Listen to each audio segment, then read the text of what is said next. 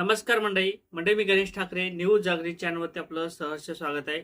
मंडळी, राज्यातील शेतकऱ्यांच्या कर्जमाफीच्या संदर्भात राज्य सरकारने 2 लाख रुपयाचा निर्णय घेतला। 2 लाख रुपयाची कर्जमाफी करू असं एक आश्वासन दिलेले आहे। 2 लाख रुपयाच्या नंतर 50,000 रुपयाचं प्रोत्साहनपर अनुदान सुद्धा देऊ असं देखील सांगण्यात आलेले आहे। छत्रपती शिवाजी महाराज आणि महात्मा ज्योतिबा फुले या दरम्यान जे काही शेतकऱ्यांच्या केवायसी झाल्या होत्या, केवायसी झाल्यानंतर सुद्धा शेतकऱ्यांचे केवायसीचे किंवा कर्जमाफीचे पैसे हे शेतकऱ्यांच्या खात्यावरती जमा झाले नव्हते। अशा देखील शेतकऱ्यांना 2 लाख रुपयाची कर्जमाफी देऊ असं मुख्यमंत्री फडणवीस यांनी स्पष्ट केलेले आहे। परंतु आता जे काही केवायसी असतील त्या केवायसीच्या याद्या कधी येणार, कर्जमाफीच्या याद्या कधी येणार, असे अनेक प्रश्न सध्या विचारले जात आहेत। आणि या संदर्भात थोडक्यात काही महत्त्वाची अशी माहिती सुद्धा आलेली आहे। ही माहिती आपण समजून घेतली पाहिजे। नेमक्या याद्या कधी येणार आहेत हे देखील आपण समजून घेणार आहोत। तर म्हणजे मी गणेश ठाकरे न्यूज जागृती चॅनलवरती आपलं सहर्ष स्वागत आहे। चॅनलवर नवीन असाल तर चॅनलला सबस्क्राईब करा। म्हणजे ज्या अर्थी शेतकऱ्यांच्या कर्जमाफीचा निर्णय घेतला, 2 लाख रुपयाची कर्जमाफी सुद्धा जाहीर झाली। आता ही 2 लाख रुपयाची कर्जमाफी जाहीर झाल्यानंतर जी काही परदेशी समिती असेल, परदेशी ज्यांच्या जे काही समितीच्या माध्यमातून गठीत केलेली समिती असेल, त्या गठीत केलेल्या समितीच्या माध्यमातून अहवाल सुद्धा सादर झाले होते। आणि त्यानंतर 2019 ची कर्जमाफी असेल किंवा 2017 ची कर्जमाफी असेल, या दरम्यान जे काही शेतकरी असेल ते वगळण्यात येतील अशा पद्धतीची माहिती सुरुवातीला देण्यात आली होती। परंतु मुख्यमंत्री फडणवीस यांनी सांगितल्याप्रमाणे आता 2 लाख रुपयाची कर्जमाफी त्या देखील शेतकऱ्यांना मिळणार आहे अशी माहिती देण्यात आलेली आहे।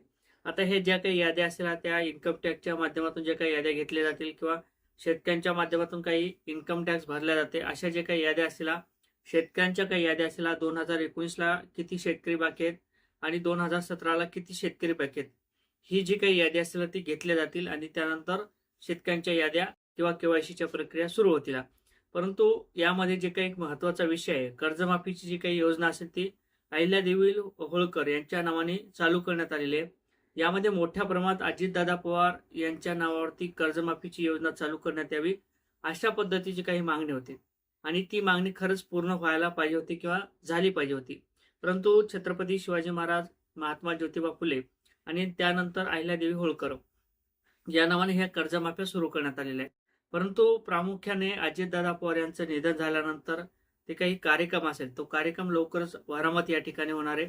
म्हणजेच काय तर 22 जुलैपर्यंत कर्जमाफीच्या याद्या जाहीर केल्या जाऊ शकतात आणि त्या दरम्यान जे काही कर्जमाफीचं पोर्टल असेल हे अजितदादा पवार यांच्या नावावरती चालू केलं जाऊ शकते आणि त्यानंतर कर्जमाफीच्या याद्या हे प्रकाशित केल्या जातील। कर्जमाफी झाल्यानंतर जे काही अजितदादा पवार यांच्या नावावरती पोर्टल असेल ते चालू केलं जाईल आणि त्यानंतर शेतकऱ्यांच्या कर्जमाफीच्या याद्या त्यावरती अपलोड केल्या जातील आणि केवायसी होतील।